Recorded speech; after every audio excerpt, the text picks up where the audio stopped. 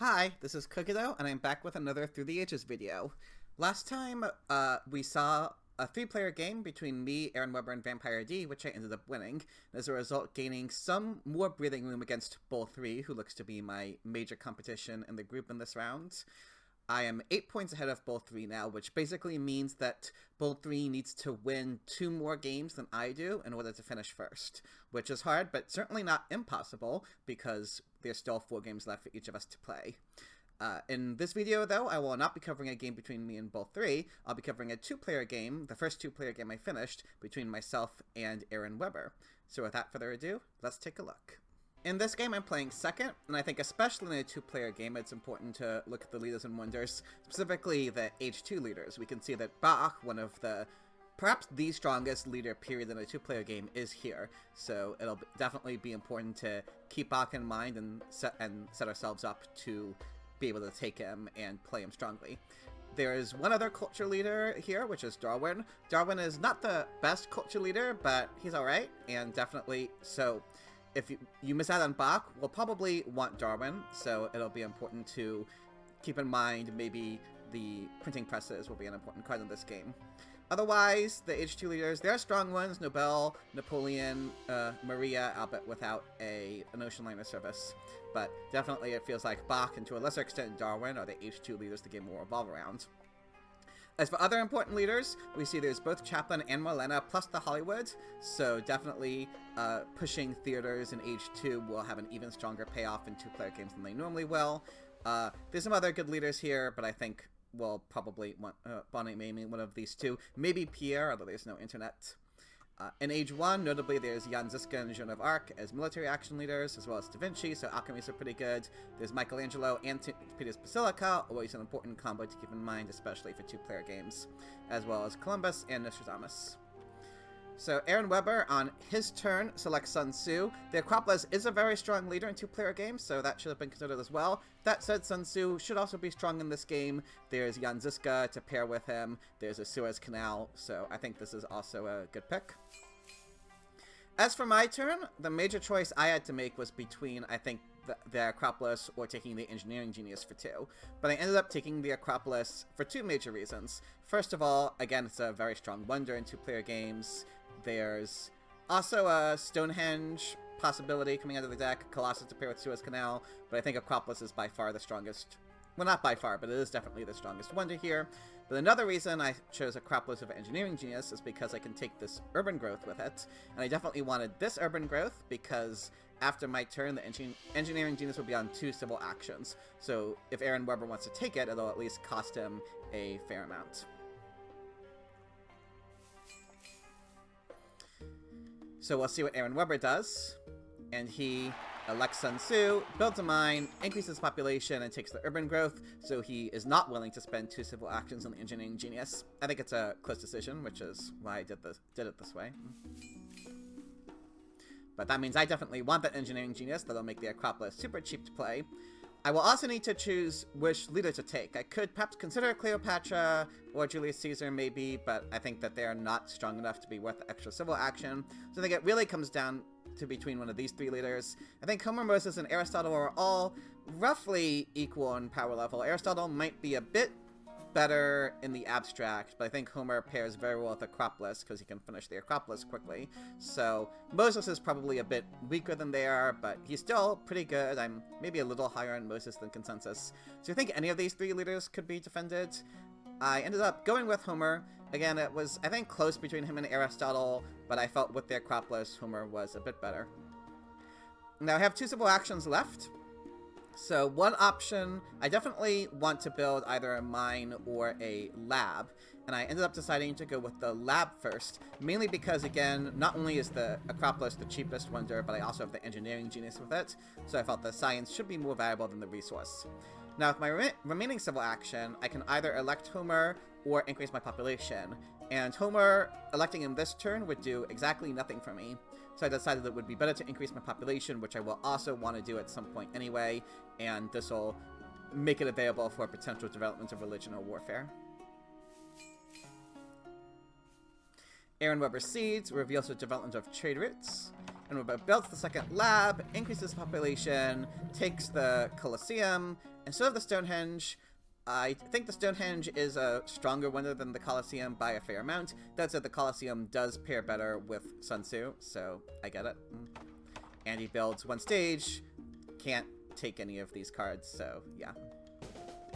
And reveals the heavy cavalry tactic. Might be a difficult tactic for him to get, maybe a bit easier with the Colosseum, but at least with Sun Tzu, I can't steal it anyway, so it's fine. He probably just wanted to keep all 3 of these cards. So this is my turn. Oh yeah, that was a new deposit. So this actually was a mistake, I think, seeding. I played this turn a bit too quickly. So let's talk about what I'll want to do this turn. So if I hadn't seeded, my plan was to build one stage of the Acropolis, which would take me out of corruption, and then take the iron and the rich land. The reasoning being that next turn, I have this iron available for 2 civil actions that's super early. I definitely, not super early, but it is early. I definitely want to take. And then next turn, with the rich land in my hand, I would be guaranteed to be able to play the iron and build an iron mine directly, which instead of building a third mine and then upgrading it to iron, building an iron mine directly, I think is always a strong thing to do. Now, the problem is, I seeded, and like I said, honestly, I think that was just a mistake. I didn't really have logic behind it. It was just, oh, I want the new deposits in the deck because I'll have iron mines. But I definitely shouldn't have, because now that the development of crafts has been revealed, I cannot get out of corruption just by building one stage of the Acropolis. So my turn is going to have to change now. I think that there are a few options for my turn. I could, in order to get out of corruption, I can build that second mine and increase my population. I want to take the iron, so it's what to do with my remaining 2 civil actions. So I could, like I said, build a second mine and increase my population, but I had a few issues with that. First of all, it would cost me a food because I would go into consumption. And second of all, it is still possible now. 2 resource developments have been revealed, trade routes and markets, but there is still possibly there are crafts in this deck, so I wanted to leave myself open at least the possibility of building an iron mine directly. And again, going into consumption this turn cost me a food anyway, so even though building the mine would give me 1 additional resource, it would cost me a food. So I decided instead I would rather just finish the Acropolis with the engineering genius. This gives me an extra culture at least, not the most important thing, but in a 2-player game shouldn't be disregarded. But again, it lets me get out of corruption without going into consumption, so that's the main reason I did it. Still not playing Homer, but he wouldn't do anything for me anyway. I draw the vast territory and another tactic. Aaronwebber Seeds reveals the development of agriculture. So a lot of resource development, finishes the Colosseum, takes the monarchy and the irrigation. Monarchy, maybe not the best card when you already have the 3rd military action. I probably would have taken the Code of Laws instead. That said, irrigation is a very important card to take in a 2-player game, so I also understand doing it this way. Now it's my turn, so even though it is possible that this is development of crafts, I didn't want to see the vast territory for 2 main reasons. First of all, Aaronwebber as Sun Tzu is almost certainly going to have more colonization cards. I have 0 colonization cards right now, actually. So I felt seeing the vast territory, Aaronwebber would probably win it. And second of all, there is Columbus in this game, so I wanted to leave myself open the possibility of, obviously, especially with Homer, you want to replace him as soon as possible, ideally. So I wanted to leave myself the possibility if Columbus was the first leader out of the deck, I could take Columbus and get the vast territory with him. But because I'm not seeding, I only have 4 resources, which means I can't build the iron mine directly anyway. I have to build an AJ mine, so delaying this mine ended up costing me a fair bit. I increased my population twice to get out of corruption, which leaves me with 1 civil action left. My choice is between either the Code of Laws or the Knights, and I end up taking the Knights. This was a pretty close decision for me. Obviously, the Code of Laws, very powerful technology, especially in a 2-player game, so passing it up, and passing up this breakthrough too, which was another possibility, needs to be heavily justified, but I was a little worried about Aaronwebber with Sun Tzu threatening strength. If I pass up this Knights, then while there is a second copy, it's possible that it'll be revealed on Aaronwebber's turn, and Aaronwebber will take the second copy, and then I'll be without Knights. My only tactics in my hand are Knights tactics, so if I miss out on the Knights, I think I would be unable to defend myself sufficiently against Aaronwebber's Sun Tzu threat, plus Colosseum. So for that reason, I felt the Knights was a more important card for me than the Code of Laws or the Breakthrough. Also, the Code of Laws and the Breakthrough are on the... They'll be discarded at the end of my turn, meaning at least Aaronwebber won't get them. So for those reasons, I valued the Knights over particularly the Code of Laws. I discarded the Heavy Cavalry. I felt almost certainly I wouldn't be able to play it anyway. The Phalanx is just a lot easier. And I draw a Developed Territory and a Plunder. Aaronwebber Seeds, last development is the development of Politics, so I wouldn't have been able to build the mine directly anyway. Aaronwebber takes the Machu Picchu, strong wonder in a two-player game because you can guarantee getting an irrigation and an iron for yourself. Takes the Engineering Genius to help build it, and increases the population, and builds a warrior to get out of corruption. Switches to the Fighting Band tactic, building a second warrior. The Heavy Cavalry is not going to happen for him. Now it's my turn. I decide not to seed because I'm the weakest, and none of the cards I particularly want. Again, the colonies, Aaronwebber would probably win anyway. Raiders, I'm not comfortable seeding a strength event at the moment. Good Harvest, I mean, might be okay, but Aaronwebber has the irrigation. I don't know if I will, so... And again, I'm the weakest anyway.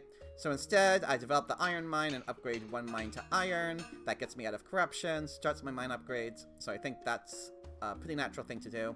So the question is what to spend my remaining 2 civil actions on. First of all, I think I decided to finally elect Homer. Now he gets to finally do something for me because I will also be building a warrior, saving 1 resource with him. So I think even though I delayed Homer this long, I only elected him when he's actually accomplishing something for me anyway. So the only question now is what to spend my last civil action on, but I actually think that's pretty straightforward. Or maybe it's not. Because I was actually wrong about what I took. We have these 2 happy face solutions here, which even with Homer, he's only giving me 1 happy face. So you might think that the Theology or the Bread and Circuses would be important cards to take. However, I was actually eyeing this Forbidden City on the road. I am getting these iron upgrades going, which mean that an Age 1 Wonder I can definitely justify. Aaronwebber took the Machu Picchu, which means he will not be able to take the Forbidden City. And especially I thought the Forbidden City would be very valuable in my position because I'm only on 4 civil actions. I missed out on both the Code of Laws and the Monarchy, which means the only way at this point to get my 5th civil action before Age 2 is the Forbidden City. And if I take the Forbidden City, I won't have happy face issues. So I felt comfortable not getting either of these technologies and instead taking the Rich Land to save 2 resources. Actually, more than 2 resources, because the Rich Land... Without the Rich Land, I wouldn't be able to upgrade both mines this turn. With the Rich Land, I will be able to upgrade both mines and take the Forbidden City next turn, which I thought was quite strong. There is also a question of which of these cards to keep in my hand.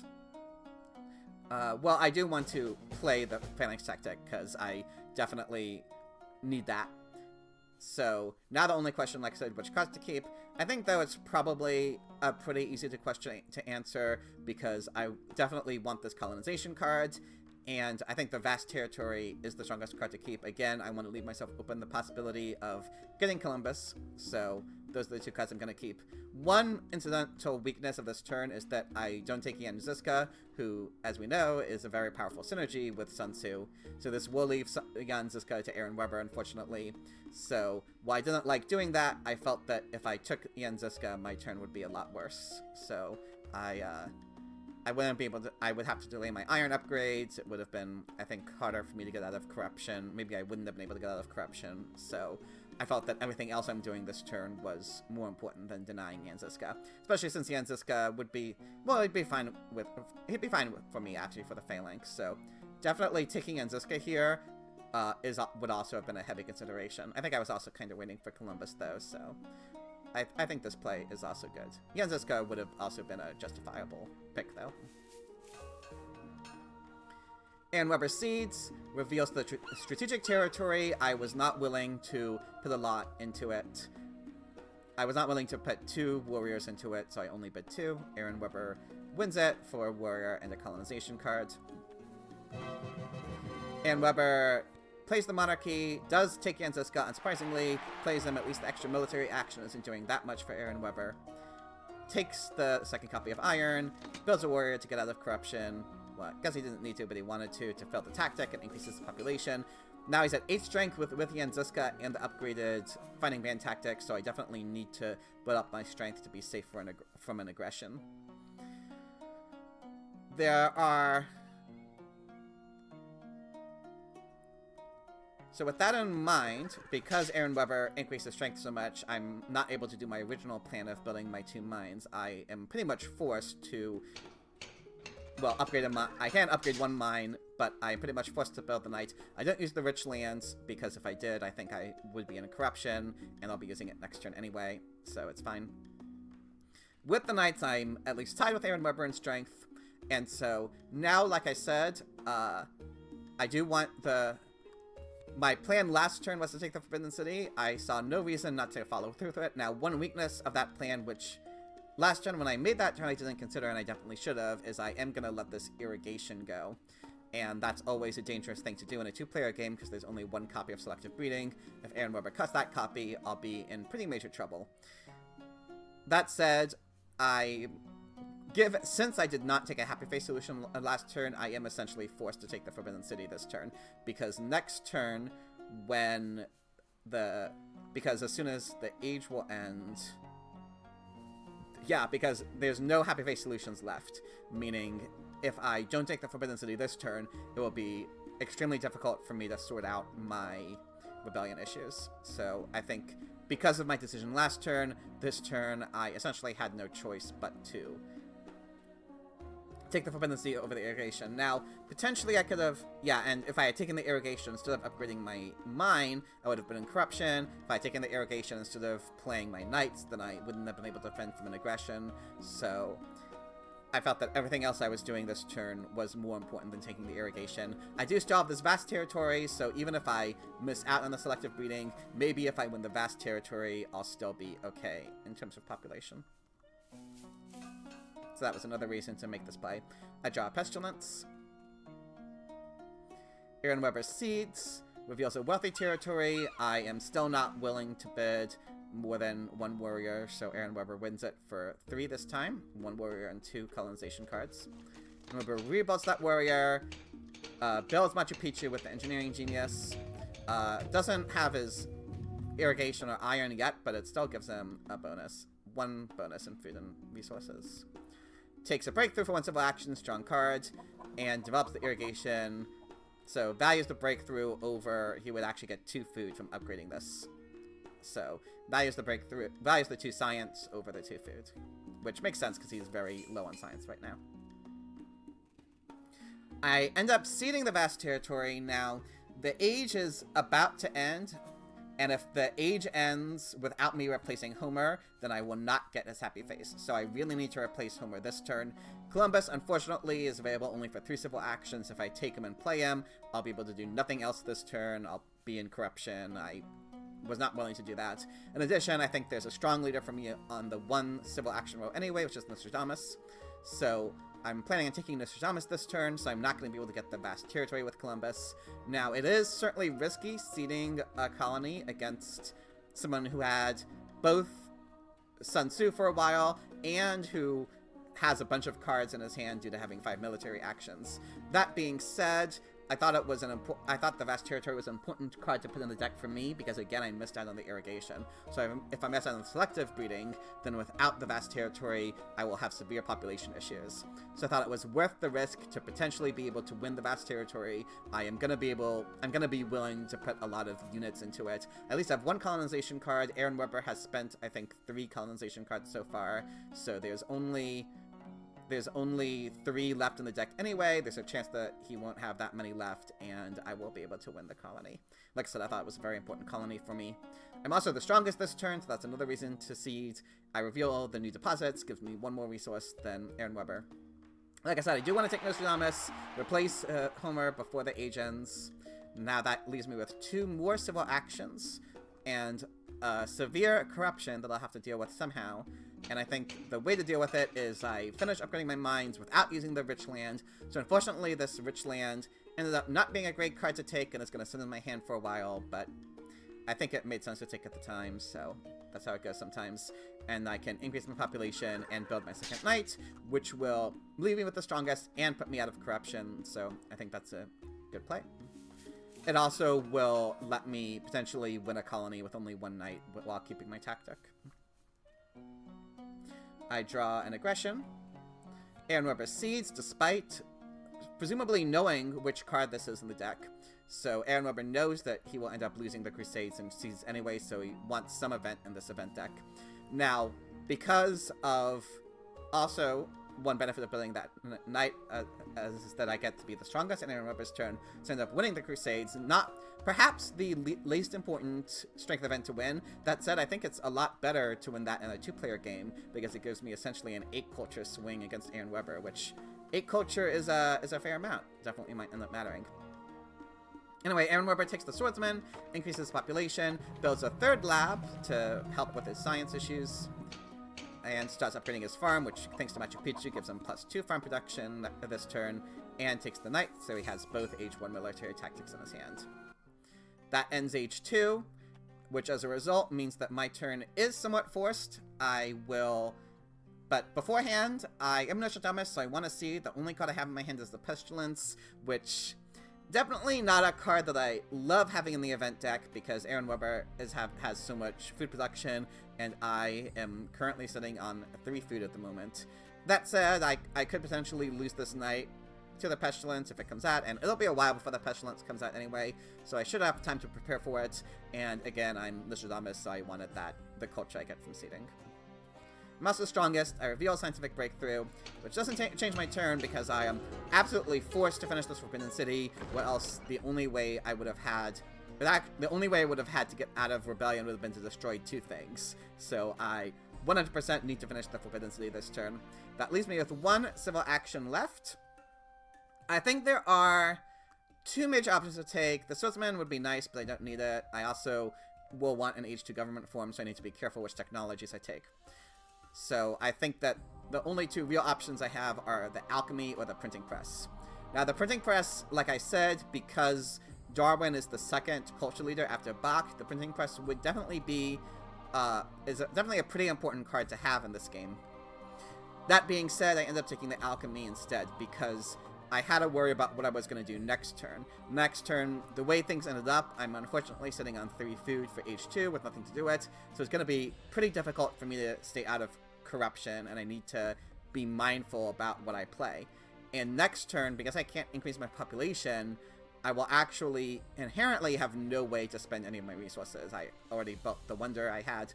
So the Alchemy at least gives me something I could potentially do next turn. Next turn, if I have no better options, I can play the Alchemy and upgrade 2 labs to it, which would at least get me out of corruption. If I took the Printing Press, I have no free population to actually put into it. I could destroy a unit, but I really didn't want to do that. So, unfortunately, even though I think the Printing Press is extremely important in this game, I felt that the Alchemy was more important in this particular situation. At least Aaronwebber is also missing out on printing presses. I draw a terrorism in international negotiations. The terrorism looks like it probably won't be suitable, but at least I know that Aaronwebber can't seed it. International negotiations might be good with Nostradamus. Aaronwebber seeds, reveals that vast territory that I seeded, and like I said, especially since I'm currently sitting on 3 food, I felt that this vast territory was extremely important for me, and I put a lot into it. I'm also on Iron Mine, so I can afford to rebuild units. I'm pretty sure I actually bid 1 army. I might have bid all 4 of my units, actually. I can't quite remember. But yeah, I think I probably did go all in. Thankfully, I only have to put 5 into it, meaning I can win it with 2 knights and a colonization card, which is still a lot, but I think is definitely worth it in my position. Aaronwebber plays the Iron Mine, upgrades 1, he can upgrade all 3 this turn if he wanted to, but instead he takes a cartography, which perhaps suggests there are more territories coming. And he plays it this turn, which suggests that even more strongly. It also gives him a little bit of a strength boost, and he upgrades the 2nd mine. Now it's my turn. Like I said, I do want to siege with Nostradamus, so I felt with Nostradamus the international negotiations was a relatively safe siege, and at least it certainly safer than the terrorism, given that, well, Aaronwebber is on 2 culture production, but I'm kind of on 4 with Nostradamus, at least if I can seed every turn, so I thought it was more likely that I would have the culture lead, so I didn't want to seed the terrorism. I rolled the historic territory. After putting so much into the vast territory, I didn't have a lot, especially since Aaronwebber had the 2 colonization bonus, so I didn't bother putting a lot into it. So he wins it for 1 warrior. Now I do want to rebuild that knight, so I'm not vulnerable to an aggression, and it also lets me be stronger than Aaronwebber, which is nice. Now there's a question of what I want to do with my remaining civil actions. I could play and upgrade both of my labs to alchemies, but I thought there was a more important thing to do this turn, and that's to take, well, that I increase my population because I'm actually taking the strategy. Strategy, one of the most powerful H2 cards in general, so it being available for 2 civil actions, I think I more or less need to take it. I don't want to leave it up to Aaronwebber. It'll also be especially useful for me as Nostradamus, right? Because I'm currently on 2 military actions, so this should let me draw 3 cards per turn, which will be important. So that gives me 1 civil action left to do. I have 6 resources, but not much to spend this on, even with this free population. So I ended up taking the Frugality. I will be able to play it in 2 turns with the food protection from the vast territory, and again, since it's possible that Aaronwebber will cut the selective bidding from me, I thought that it was important for me to get my food where I could get it to guarantee I would not have population issues. I draw a Cold War. Aaronwebber Seeds reveals the knowledge of the ancients. It gives us both the same amount of science. Aaronwebber plays the knights, builds the knights, plays a phalanx tactic, so unfortunately that tactic was not boosted by Sun Tzu, but it still lets him be stronger than me with Yanziska. Well, Yanziska's actually not giving him a second one yet, but he will with a second. Well, he's still not getting 2 tactics, but he is at least now tied with me in strength, even considering the Nostradamus bonus. And now he will even be stronger by upgrading upgrading his warrior to swordsman, and with his last civil action, he takes the H2 breakthrough strong card. It's my turn. Again, I want to see with Nostradamus the Cold War. It's looking unlikely that I'll be able to win it, and it'll definitely be useful for Aaronwebber, who's has some science issues right now. That being said, I had some hope that maybe with the strategy I would be able to compete with Aaronwebber in strength. I also have, well, okay, Aaronwebber is now catching up with me in resource production, has more than me, so maybe I shouldn't have seen it, or I maybe could potentially have considered seeing the terrorism. Aaronwebber is actually getting much closer to me in culture, and presumably will have a second army going soon, so Aaronwebber might actually get higher than me in culture by the time the terrorism is revealed. So I think I should have probably, that was maybe also too quick a decision on my part. I revealed the Pestilence, at least, that I knew was in the deck at least. That was another reason I wanted to see this turn, because I knew the Pestilence was in the deck, and I have a free population, while Aaronwebber doesn't, so it'll definitely be better for me to be revealed now. So again, I have a few things I can do this turn, but one major issue for me, and maybe one downside of revealing the Pestilence this turn, is again, it'll be a little hard for me to get out of Corruption. Well, not that hard, but it means I won't be able to play the strategy this turn. I can take the Rifleman, which is definitely a card I want anyway. There's only 1 copy in a 2-player game, so I need it. And I can develop it, and so basically the way I can get out of Corruption is by upgrading one of my soldiers to Rifleman and playing the Justice System. Because the Justice System, the 3 blue cubes the Justice System gives, oftentimes not that valuable, but in this situation, as we can see, it's extremely valuable. It gets me just out of Corruption. Now, the downside is it spends all of my science, and I'm only on 2 science production. I can make up for that a little bit by taking the revolutionary idea, but it still means I'll have to wait at least 2 turns to play the strategy. Certainly not ideal, but I did feel that especially after the Pestilence, this was the only real way for me to get out of Corruption, so I thought that it was not a necessary play. Corruption isn't the end of the world, but it's still a good play. I mean, I get a 6th civil action with the Justice System, which is definitely nice, and I get the Rifleman going, which is also nice. It means that I'm at least not the weakest on Aaronwebber's turn. Upgrading the 2nd warrior to Rifleman. I don't want to do this turn because I still don't want to see the terrorism, so I want to draw another card I could potentially see with Nostradamus, and it wouldn't make a difference. Well, it wouldn't make a difference maybe on my turn to be the strongest, but I think Aaronwebber is probably going to get stronger than me anyway. So, like I said, one downside of this play, it's going to be a while before I get the strategy out. Another downside is I don't take this Opera, and the Opera, if Aaronwebber doesn't take it either, will be discarded on his turn, which means it's possible that Aaronwebber could take the 2nd Opera and deny it to me. That being said, I kind of felt that Aaronwebber was probably going to take the Opera on his turn anyway, so I was fine with giving him the 1st copy of Opera. And none of the other cards I really need or want at the moment. Journalism is a good card to have, but for 3 civil actions, everything else I did this turn instead was more important, in my opinion. So this was kind of a difficult turn, especially since I seeded and revealed the Pestilence, but I think this is at least a defensible play.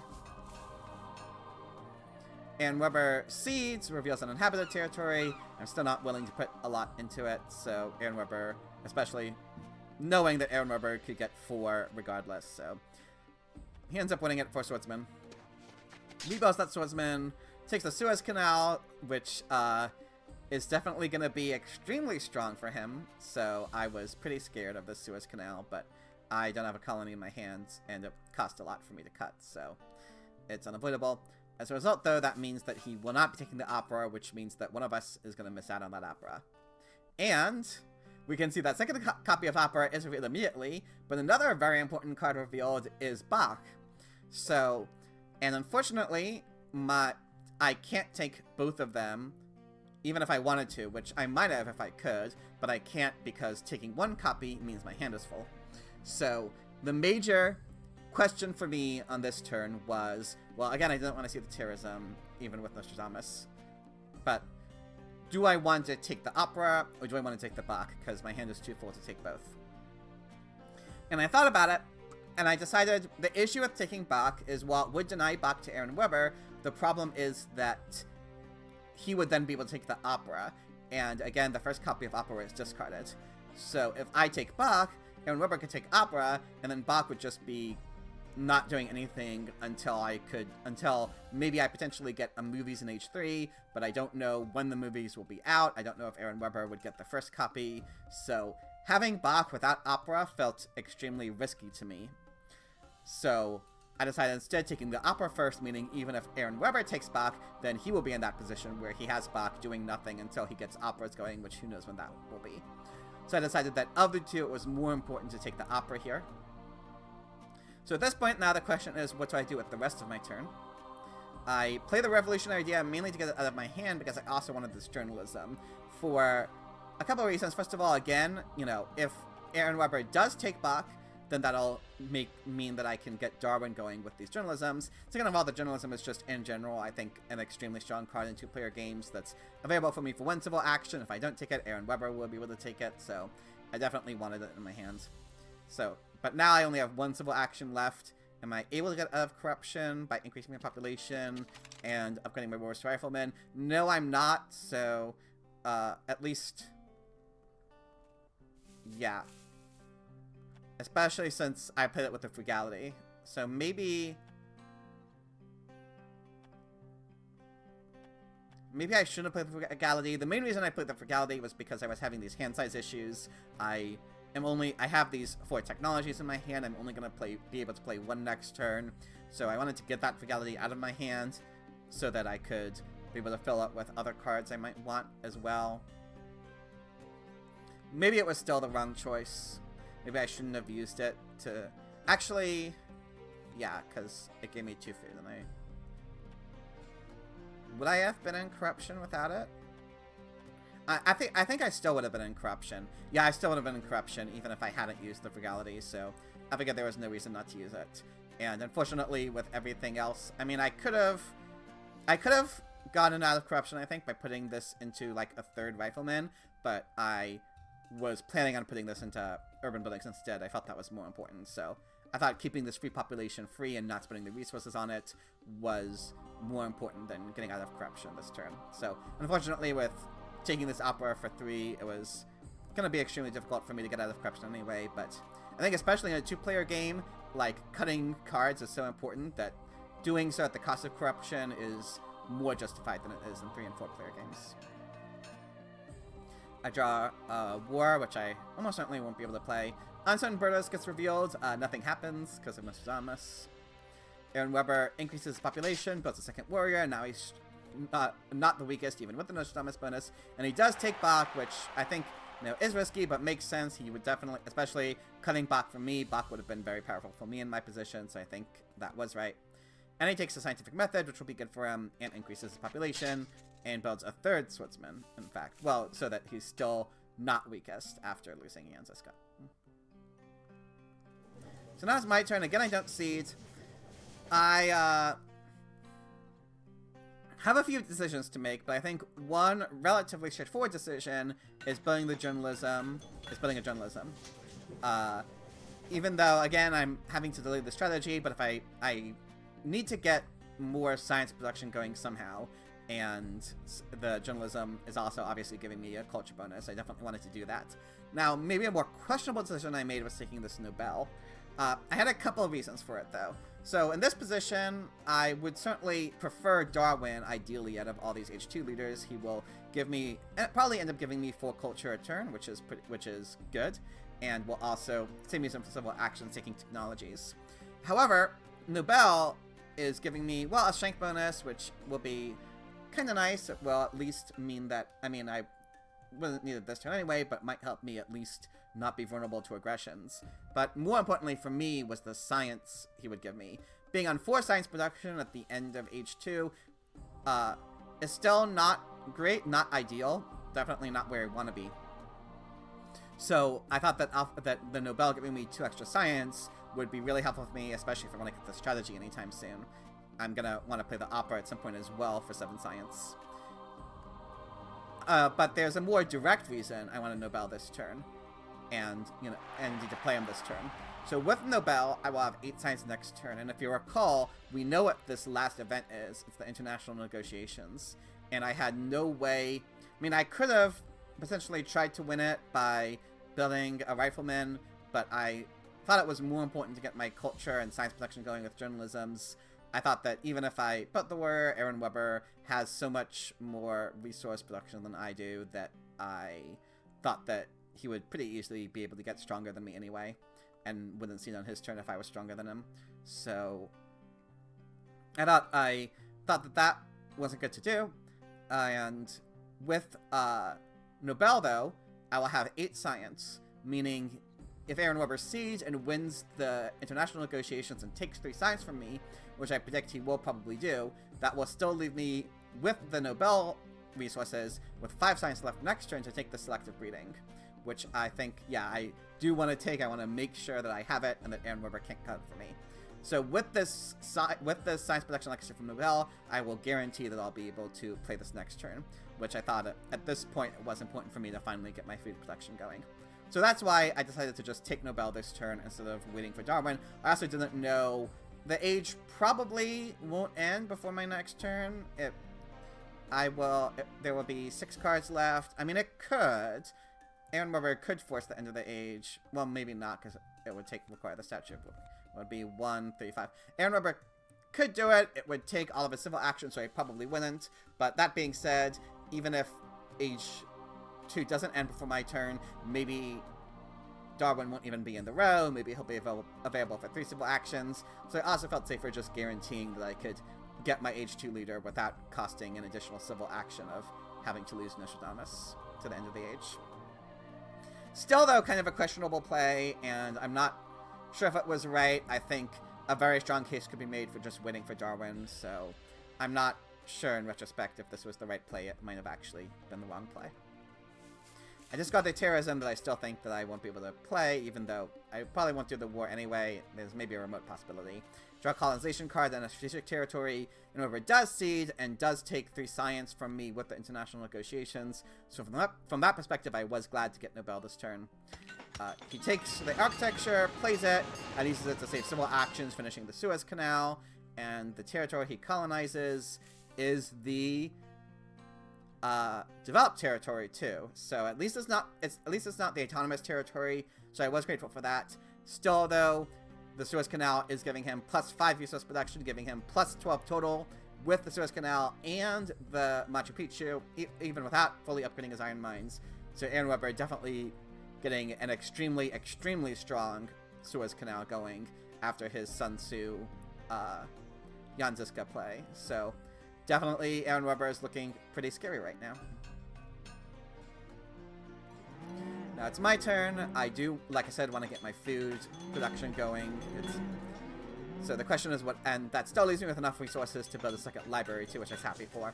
Unfortunately, we can see Charles Darwin would have been available for me on the 2 civil action rows, so this made me feel worse about taking Nobel, but At least it lets me do these things this turn instead of taking them. And like I said, it let me get my food production going one turn earlier, so it's a trade-off.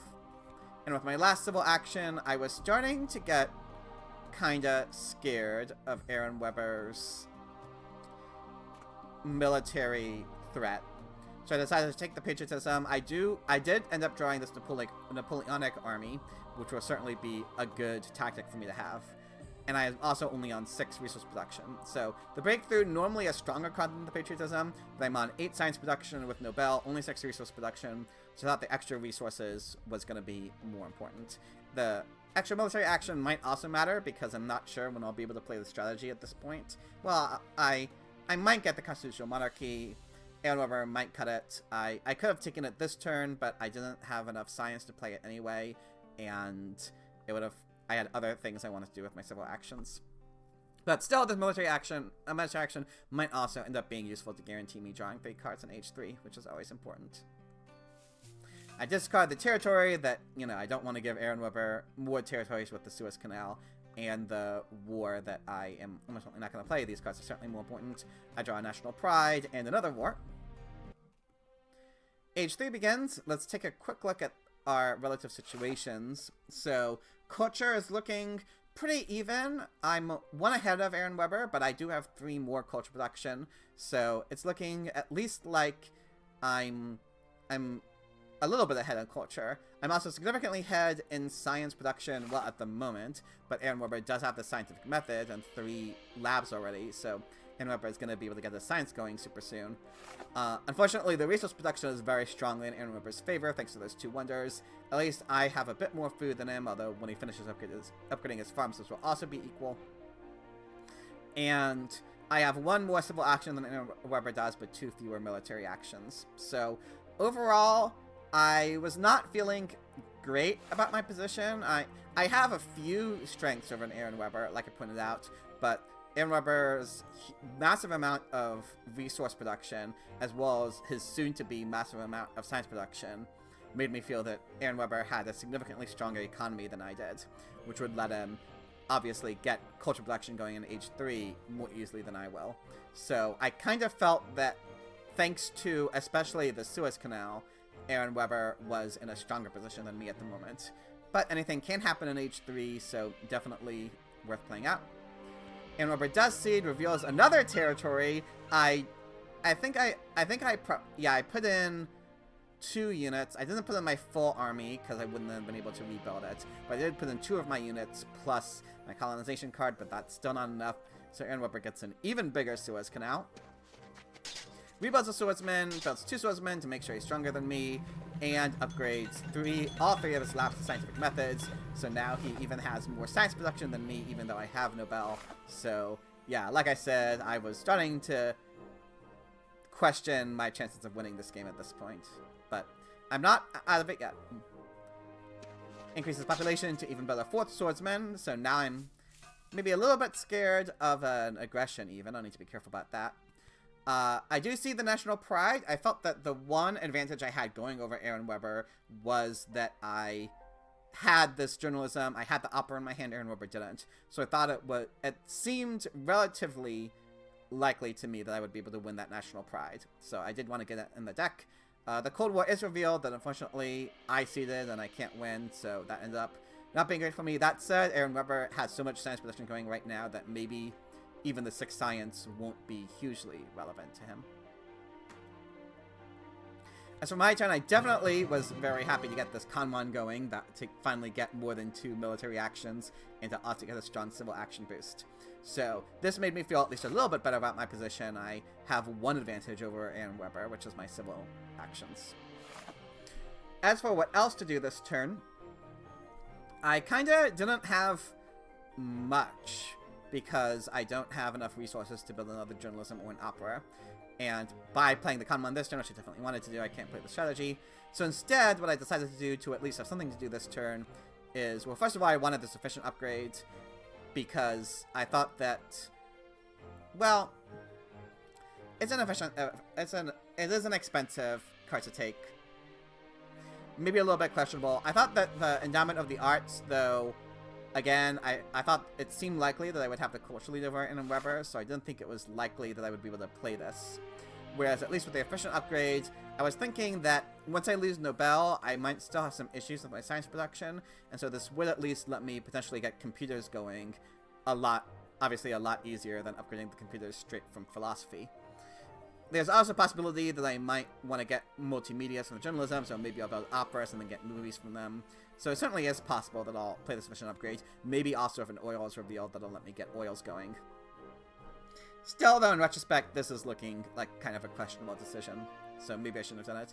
But there's also not that much else I have to do with my civil actions. I do take a cannons. I didn't necessarily need to, because it won't be discarded by next turn, but I didn't really want any of these other cards. Anyway, I think I do take the cavalryman, yeah. But after that, I mean, none of these other cards I want or need, so the satellites I felt I wouldn't have enough science to afford. I was kind of giving up on, you know, I mean, there's still potentially territories left, but again, I didn't feel that I was able to afford this science. Mandela I didn't want. I was waiting for Marlena or Chaplin, so I guess from that perspective, it was like, what better card would we take? I think the major alternative to the efficient upgrade would have been the endowment for the arts, which maybe I should have more strongly considered, especially since even if I couldn't play it, at least it would deny it from Aaronwebber. But yeah, I decided on the efficient upgrade instead. Well, another reason for this is, like I said, I felt that at this point, the weakest part of my civilization was I was only on 6 resource income. So from that perspective, I was like, any resource yellow cards available to me, I kind of wanted to take. So, but it's still looking questionable to me. I draw an impact of government, an impact of harmony, and a war. Aaronwebber does try an aggression against me, but thanks to the military actions get from the Kanmon, I am able to defend with my colonization card. Aaronwebber takes a second copy of cannons, and unfortunately, so, like I said, the way I set it up by taking the opera instead of Bach was because taking Bach now risks if you're not getting opera, you have to wait for movies to become available. Unfortunately for me, the movies was available almost immediately into Age 3. On Aaronwebber's turn, this was the first card, actually, it was the top card of the deck during my turn. So that was definitely unfortunate. And when I saw this, I was feeling my chances of winning was slipping even further.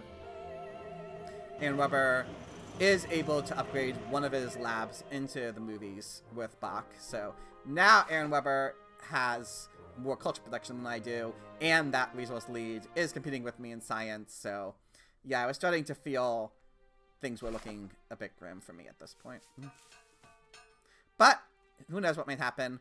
I do at least, the 2 cards I kept for my defense were this tactic they're going to want to play and the impact of government, impact of harmony. I thought that Aaronwebber, especially with his resources, I was not going to be able to win an impact of harmony, but I am currently pretty significantly ahead of him in terms of impact of government, so I didn't want to see that.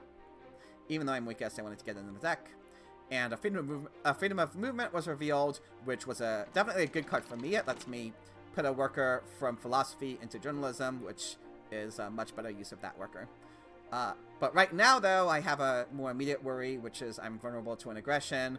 I won't be if I draw a colonization card, but I don't want to risk that, especially since I can't really threaten having more colonization cards that much because I only have 1 card left in my hand. So I do want to get this Napoleonic army tactic going with my patriotism. You can see that extra military action and the resource of patriotism both being useful gets me this Napoleon army tactic going. At least I'm tied with Aaronwebber for the moment. As for my remaining civil actions, one card I definitely wanted to take was this democracy. Especially with the Acropolis, it'll be a lot easier for me to play this democracy, and I thought that, like I said, it wasn't looking great for me, but I thought that essentially if I was going to win this game, the only way I could win it would be by pushing culture hard. I didn't have any hopes at all of matching Aaronwebber in military with Aaronwebber's economic advantage. So I thought, and I mean, I used up that war in my defense anyway, so I thought that the only realistic chance I had of winning at this point was just by pushing culture super hard and hoping that Aaronwebber wouldn't be able to catch up to me, even though he has Bach and movies and so much resource production that he can actually build 2 movies next turn. So, but like I said, I didn't think a war was a reasonable alternative, so the only hope I had was pushing culture. This 3 culture per turn from the democracy definitely could be extremely useful for me. Now, with my remaining faceable actions, I could take this Air Forces. But, like I said, I didn't feel that pushing a war would be a realistic possibility for me anyway. And in a 2-player game, there's 2 copies of Air Forces, so even if I don't take this copy of Air Forces and Aaronwebber does, there will be a second copy coming from me at some point. Now, it is risking maybe the second copy is at the end of the deck, and Aaronwebber will war me when I don't have access to the Air Forces, but like I said, I felt at this point I was behind anyway, and so I needed to take some risks. So I didn't take the Air Forces. Instead, I took these resource yellow cards. Passive multimedia, I don't need it. Instead, by taking these, I will, you know, again, felt my only hope at this point, push culture super hard. This will, which, my one advantage, I guess, over Aaronwebber is this Acropolis, meaning that I can build 4 different buildings instead of just 3, and 5 with the democracy, and so I wanted to take these resource yellow cards so that I could have as many resources as possible to put into those urban buildings. I draw an aggression, a colonization card, and an impact of culture. Definitely very happy to see this. I think this is one of the best impacts in the deck for me and could be very valuable. Aaronwebber, even though Aaronwebber has Bach, he will lose Bach at some point, and I should be able to get more Lena or Chaplain. And with the democracy, I thought that I had good odds of having more culture production than him, at least by the end of the game. Reveals the prosperity. He gets 2 more food than I do. Aaronwebber could, on his turn, increase the population. Well, oh right, so he moves a worker from a mine, which definitely doesn't need that mine with his wonders, and moves it into movies instead, so that makes sense. So now he has 2 movies going. He takes the tanks and an Air Forces, so taking the tanks, and instead of building a 3rd movie, he chooses instead to push his military. So that definitely made me a little worried that, oh, Aaronwebber is planning to war me, which he definitely could with his strong economy going. Only 4 military actions, though, notably, and he's not taking the fundamentalism, which means that he's kind of depending on the military theory to get a super strong war. But it is a concern. I do not cede. I figured that I didn't, you know, I'm the weakest, and I thought that even though I will want to see this at some point, that there aren't that many other impacts on the deck that I would want to see in addition to it. So I wanted to kind of delay this until maybe I needed to see that. Anyway, instead now I could again put a 4th worker into the library, but I felt that my science production was looking good enough at this point, and it was more important to get the extra culture from the operas. I will also need the happy face at some point anyway, so I do build 1 opera with the urban growth. Now, I could have potentially played the reserves, increased my population, and built a 2nd opera, but my problem with doing that was that, like I said, Aaronwebber is clearly, with those tanks play, he's clearly planning on warring me pretty soon. And so for that reason, I felt that this military buildup was an important card for me to have, especially with my relatively poor resource production. These 10 resources could certainly be the difference in making me able to defend against a war or not. And I also really wanted this engineering genius. Another path to victory for me, despite Aaronwebber's economy lead, is to get this Hollywood. And the Hollywood would certainly be much easier for me to build with the engineering genius, so I was happy to take this for 1 civil action. I don't need to take the Air Forces yet. Aaronwebber took the 1st copy, so I will be able to get it next turn anyway. And I have 2 civil action, so taking these 2 cards means I can't do the reserves, increase my population, build a 2nd opera play. So instead, I take this revolutionary idea. Even with the 9 science production, I mean, there's a lot that I want to do. I want this democracy. The strategy that I took at the beginning of Age 2, I still want to play at some point. And there's some other science cards might want to play the Air Forces at some point too. So I thought that this extra science could definitely be very valuable for me. And with my remaining resources, I just increased my population. Putting it into a military wouldn't make me stronger than Aaronwebber anyway. I draw an aggression and an impact of competition, which I will almost certainly not be seedable, and a 2nd colonization card. Aaronwebber seeds, reveals the national pride I seeded. Unfortunately, thanks to getting those early movies, Aaronwebber actually has more culture than me, so at least it ended up costing me only 3 culture because I got the 2 culture from seeding it, but it still wasn't the result I wanted, obviously. Now Aaronwebber is able to take the civil service, which definitely helps his civil action situation out by a lot. And also takes the Red Cross. Certainly he has all of this food that he hasn't been using because he hasn't had enough civil actions to increase his population, and he almost certainly won't need that. I mean, you know, with this resource production, potentially he could, but he's still only on monarchy, and he passed up the previous multimedia. Who knows when the second copy will be available. So I do definitely think the Red Cross is going to be a better use of his food, excess food, than just popping a bunch of times. But he does increase his population once. He'll still have more than enough food to finish the Red Cross next turn. Could he have finished it this turn? He does have the architecture. 3, 6, 9, 12, 15. He could have actually... He had... No. Yeah, he was missing... Unfortunately, he was missing a civil action to just finish the Red Cross on his turn, so I will be able to make a step at least. So he was missing 1 civil action to finish it that turn, so that was definitely unfortunate for him. You know, one weakness of staying on monarchy this long, you don't have a lot of civil actions on H3, so that cost him a lot here, because me getting 1 stage is obviously it's actually a 12 culture swing, because I'll get 6 culture and deny him 6 culture, so that's a huge deal. Anyway, he does upgrade his 3rd tank, which also gets him out of corruption. Now it's my turn. Like I said, I still didn't want to seed. I felt that seriously getting another seedable impact didn't look that good. Maybe I should have seeded it, though. I was kind of afraid of maybe revealing some strength events or something, but I think maybe I was too afraid. Yeah, especially since, like I said earlier, with Aaronwebber having those movies and Bach and the economic situation, I'm definitely in the less advantageous situation right now, which means I'm the player who needs to take risks, so I probably should have seeded that. Regardless, though, I chose not to. I am able to build 1 stage of the Red Cross. I build a 2nd theater, and I build a 2nd theater, and I also, by playing the reserves, can build a 3rd theater. Like I said, my only hope for winning, I think at this point, pushing culture hard. While even though Aaronwebber is clearly pushing strength, if I don't push culture hard, I will definitely not be able to win regardless. So I thought that I had to do this. Now I have 3 civil actions left. Oh yeah, after building those, I built the overframe buildings, obviously before the democracy, because of Acropolis, saves me more science. So now at least I am pretty far ahead of Aaronwebber in culture production, since Aaronwebber has chosen to push military instead of building a 3rd movies. So that at least gives me 1 advantage over Aaronwebber.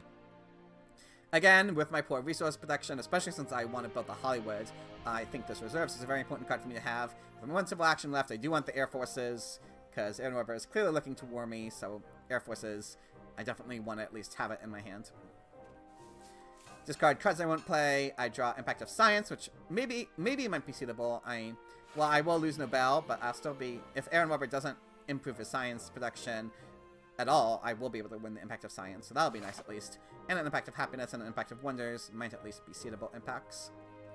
Now Aaronwebber declares a war against me, and since it's a hybrid war, so even though he only has 4 military actions, because he has a hybrid war in his hand, that still leaves him with enough military actions to build 2 Air Forces. Now the Air Forces are only giving him Phalanx tactics. He was never able to build an H2 tactic. I mean, he mainly because he didn't have enough military actions, right? So he wasn't really in a position to adopt my medieval element tactic. Or maybe he could have, but he chose not to, and instead did it this way. So that leaves him with only 48 strength, at least, which isn't that much. With his other civil actions, he finishes the Red Cross, and also gets a 3rd theater going with the Bach upgrade, and finally, after all this time, upgrades his 2nd farm. Now, this turn is obviously a very important turn for me, and it has a little bit of a subtlety to it. So I am actually able to get more strength than Aaronwebber. Thanks to Marlena and Marlena's double tactics ability, I am actually able, if I devoted my entire turn to it, I could get 2 armies and 2 air forces, which would give me more strength than Aaronwebber.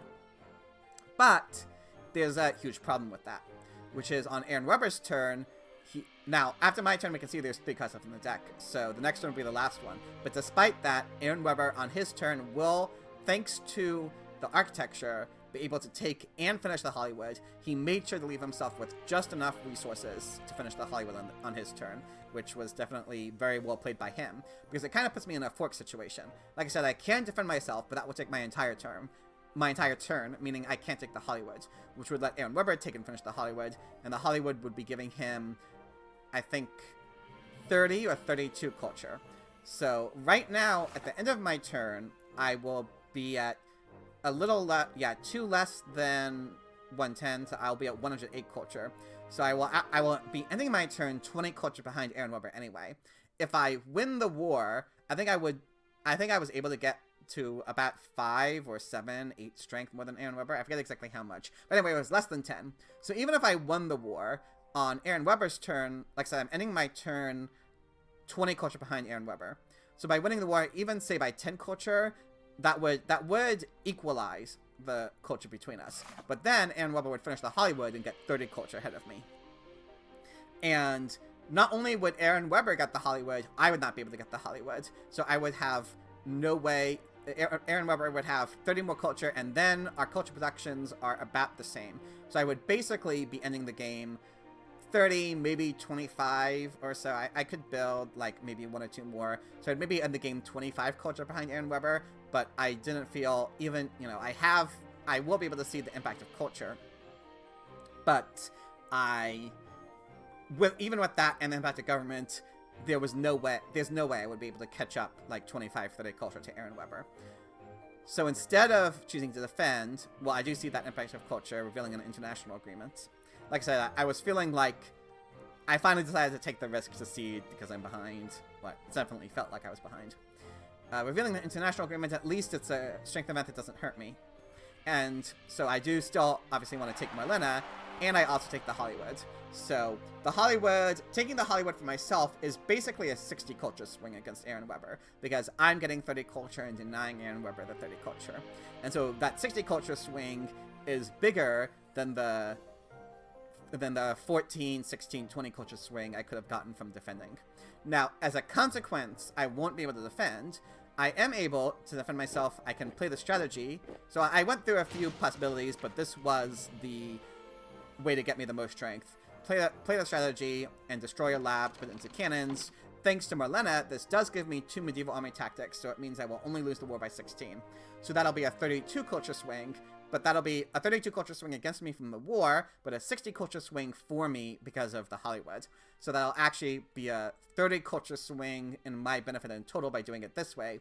Whereas if I had defended against Aaronwebber, it would have been a me winning the war and Aaronwebber getting Hollywood would have been a 50 culture swing or so. Well, no, I think a 40 culture swing in Aaronwebber's favor. So taking the Hollywood and not defending is absolutely the right decision in this situation. It does mean that a lot of the yellow cards I took ended up being pointless, though. Aaronwebber, so age 4 begins. Aaronwebber gets that 32 culture swing because of the war. Does use the international agreement instead of ceding notably. Uses it to take the military theory, chaplain, and the reserves. Develops the military theory, which will certainly help him for some impacts that could be in the deck, including the impact of government I ceded. Increases the population, builds a second lab, plays the reserves, which lets him build a third lab, which means that I can't see the impact of science anymore. So my turn is pretty straightforward. The only real choice I have to make is, do I want to cede or not? And I think basically, yeah, I could cede the impact of happiness, which is an equal impact, but I would get the 3 culture from ceding. So it was actually kind of a difficult question for me whether to cede the impact of happiness. I ended up deciding not to cede it, but it'll make more sense when I take my turn. I have just enough resources with the engineering genius to finish the Hollywood. And yeah, with the engineering genius and the reserves, it leaves me just enough to finish the Hollywood, which gives me 36 culture. I'm also, well, doing this is literally pointless because the only impact that makes a difference would be impact of competition, which I had actually drawn and discarded earlier. I kind of just did it for fun. But one is the culture situation. So as you can see, I'm going to end my turn with 156 culture, which will somehow be only 5 behind Aaronwebber. And recall the 2 impacts that I've seeded are the impact of culture and the impact of government. So the impact of culture will give me 10, and the impact of government will end up giving me 2, because I have 2 more civil actions but 2 less military actions. So basically, the impacts in the deck are going to take me from being 5 behind to being 7 ahead in culture. However, Aaronwebber does have 1 impact that he seeded. So the game will come down to what this impact is. And I went through all the impacts it could be, and I won't bore you with the gory details, but basically there are 8 impacts that I haven't seen. 6 of them I would win no matter what. Another impact is the impact of colonies. If that's in the deck, Aaronwebber is going to win no matter what because of all the colonies he has. The last impact that it could be is the impact of strength. So if the impact of strength is in the deck, then right now, like I said, with the other 2, I will be 7 ahead of him. But the impact of strength isn't in the deck, he'll end up being 3 ahead of me. So if I see the impact of happiness, that means that even if the impact of strength is in the deck, we will tie instead of Aaronwebber winning, which would at least give me 2 points instead of 0, which is notable. That being said, a risk of seeding is there's this one H2 event left in the deck that Aaronwebber seeded that I don't know what it is. And there are some events that could be very disastrous. The Iconoclasm would be extremely disastrous. It would guarantee that I lose the game. I would lose both the 3 culture protection and the additional 6 on the Hollywood.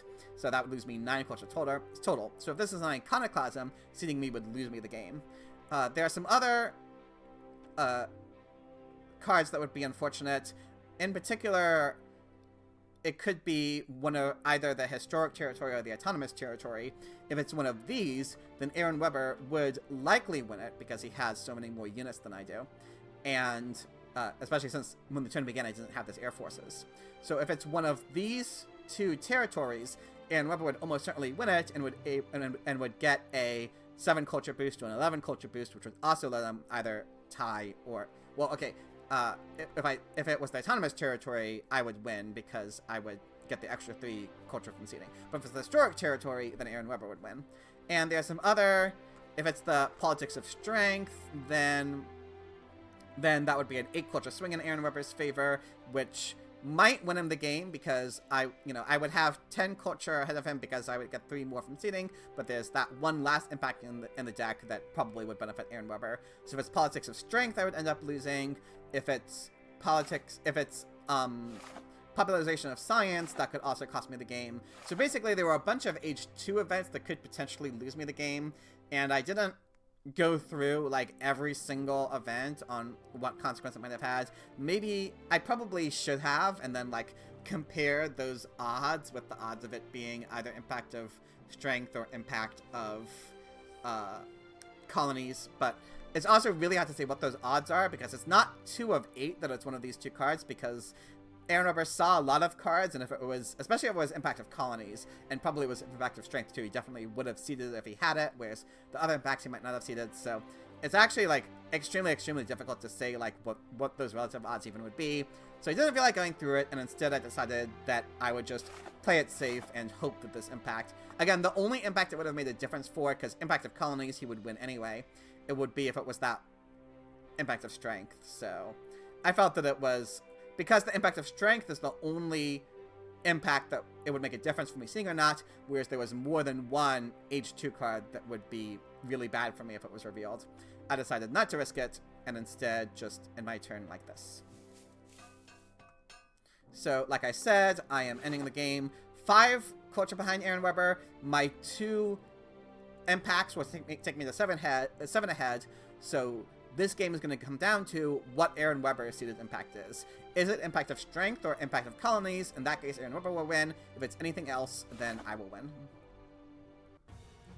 So the first impact revealed is the impact of government. So I win it by 2, and then the second is the other impact that I seeded. So the Aaronwebber's impact is the last one revealed, so my heart was beating really fast when I clicked this continue button, and it ended up being the impact of architecture, which Aaronwebber is only able to win by 3, which is not enough, and I end up winning this game by only 4 culture. This was definitely a very stressful game for me. Not a particularly well-played game. Like I said, back in that age 1 turn, I seeded when I shouldn't have, and that really messed up the turn that I was taking, and I had to take a second turn. So that was definitely a huge mistake. There were one or two other mistakes that I remember, turns I made that I questioned going over, though maybe nothing as big as that one. I think, really though, Aaronwebber, what made Aaronwebber almost win this game was getting this colonization game going, which definitely was well played by him. I mean, he set it up from the beginning, taking Sun Tzu, getting Yan Zizka. He definitely set himself up for this colonization game, and it was maybe fortunate for him to draw all these colonies, but on the other hand, like, that's why you take Sun Tzu, right? You draw a bunch of cards, which gets you these colonies you concede. So I definitely think this colonization game was well played by Aaronwebber. If I had something to criticize him for, I definitely felt there were some of those turns in Age 3 where Aaronwebber could have built... I ended up winning by only 3 culture, or 4 culture. But that means if Aaronwebber had built one of these movies just 1 turn earlier, then he would have tied me, and if he had built it 2 turns earlier, he would have beaten me. And he had opportunities to, and instead he chose to push strength instead, which, on the one hand, definitely with this massive economy advantage, he had reason to expect that he could win against me in strength. On the other hand, he did only have those 4 military actions throughout the entirety of Age 3, and he also only ended up having access to this phalanx tactic. He never had an H2 or H3 tactic to play. So even though, in terms of resources, in terms of economy, Aaronwebber was set up for a big war, in terms of military actions, and in terms of tactics, he was not set up for a big war. So I think Aaronwebber's biggest mistake in this game was pushing strength instead of just putting his resources into culture, where, yeah, it is true that I got my urban buildings going sooner, but especially since he had Bach and he had that early movies, I think that instead of trying to look to win militarily, he should have just pushed hard for the peaceful victory and forced me to get military against him, which I was not really in a position to do. So that would be my criticism against Aaronwebber, and I think that's the reason why I won this game, even though Aaronwebber had such a strong Suez Canal going. But regardless, though, I was definitely felt very relieved to win this game in the end, and I also felt pretty happy with my play, even though, like I said, I made that mistake. I did make that huge mistake in Age 1. I think I probably should have seeded that impact of culture earlier, too, in Age 3. And a few other plays I made were a little questionable, but I was happy with my choice to take the opera instead of Bach when they were both available. I think that did end up working out for me. I mean, you know, maybe it didn't because that early copy of movies, but if I had taken Bach, Aaronwebber would have gotten that first copy of movies, and then who knows what would have happened. So I was happy to get the opera myself, and I was also happy that I was able to win this game, even though Aaronwebber had such a strong economy going, and I only had a tiny culture advantage. I, in the end, was able to push that culture advantage to a win. And so now we can take a quick look at the standings after that game, and actually, I finished my recordings. I finally caught up with the games I'm playing, so I'm able to share the standings on the website instead of in a screenshot. So we can see that Bull3 has also, 9 hours ago, finished their 2-player game with Aaronwebber, which they won, and Aaronwebber and Vampire D's 2-player game also finished, which Aaronwebber won, which definitely will give Aaronwebber a big advantage in the competition between them for last, because Aaronwebber has now finished all of his games and is only at 11 points. So Aaronwebber cannot hope to finish first or second. His only remaining question is who will end up 4th between him and Vampire D. Whoever ends up 4th will be dropped out of the tournament. So that'll definitely be exciting to see. But as for the battle on first, the fact that I managed to get that win against Aaronwebber definitely still maintains me some distance against Bull3, because even though Bull3 won, I'm still 8 points ahead of him, meaning in our remaining 3 games, Bull3 has to win 2 more of them than I do in order to finish first, which is definitely possible, so I still need to, you know, play as well as I can. I can't rest yet, but you know, games are running out for Bull3 to have an opportunity to overtake me, so that's relieving. With that being said, though, that's the end of this video. If you have any comments on my play or my video making, please let me know. I'm really looking to improve in both aspects. Regardless, though, I hope you enjoyed this video, and thank you so much for watching.